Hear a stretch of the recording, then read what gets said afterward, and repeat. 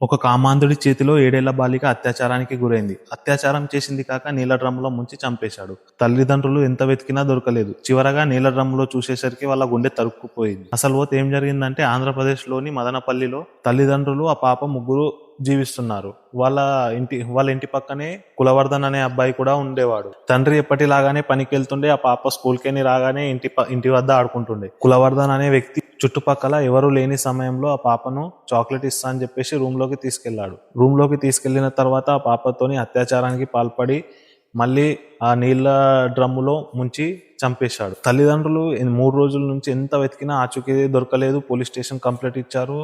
చాలా రకాలుగా మస్తు ట్రై చేశారు, అయినా దొరకలేదు. కానీ చివరగా అక్కడ ఉన్న సీసీ కెమెరా ఫుటేజ్ ఆధారంగా ఎంక్వైరీ చేస్తే ఆ రూమ్ లోకి తీసుకుపోయిన ఫుటేజ్ ని గమనించి వెళ్లి ఆ రూమ్ లో చెక్ చేసేసరికి నీళ్ళ డ్రమ్ములో ఆ బాలిక కనిపించగానే తల్లిదండ్రుల గుండె చాలా తరుక్కుపోయింది. అసలు ఇలాంటి కామాంధులకు కఠిన చట్టాలు లేవు, కఠిన న్యాయాలు లేవు.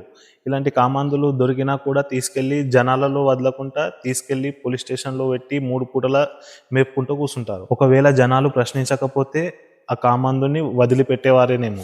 చాలా మంది మదనపల్లిలో చుట్టుపక్కల వాళ్ళు, మదనపల్లి గ్రామస్తులు, చాలా మంది యువకులు తరలి వచ్చి జస్టిస్ ఫర్ రిషిక ప్రియ అని చెప్పేసి రోడ్లు బ్లాక్ చేసి చాలా నినాదాలు చేయడం జరిగింది. మన భారతదేశంలో ఇలాంటి కామాంధులకు కఠిన శిక్షలు విధించనందువలనే ఇలా ఇంకా కొత్త రేపులు జరుగుతున్నాయి, కొత్తగా అత్యాచారానికి పాల్పడుతున్నారు. మన దేశంలో కఠిన చర్యలు వస్తే గానీ ఇలా అత్యాచారానికి పాల్పడిన వాడికి కఠినంగా స్పాట్ లోనే శిక్షించే విధానాలు, శిక్షలు తీసుకురావాలి. కానీ మన భారతదేశ ప్రభుత్వం ఏం చేస్తుందంటే ఇలా అత్యాచారానికి గురి చేసిన కామాంధుని తీసుకెళ్లి జైల్లో పెట్టి 3 పూటల మేపి వాడిని మళ్ళీ బయటికి వదులుతారు.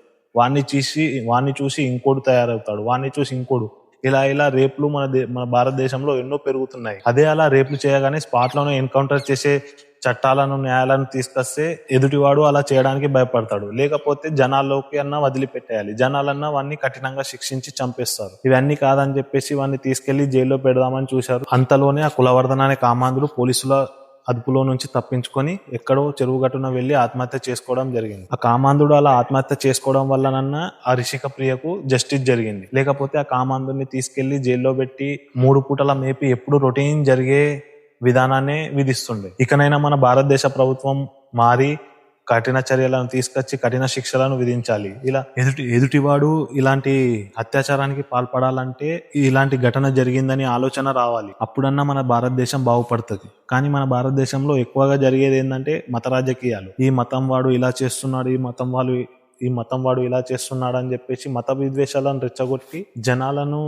ఎర్రిపప్పలను చేస్తున్నాడు. ఈ ఒక్క విషయంతోనన్నా రిషిక ప్రియకు జస్టిస్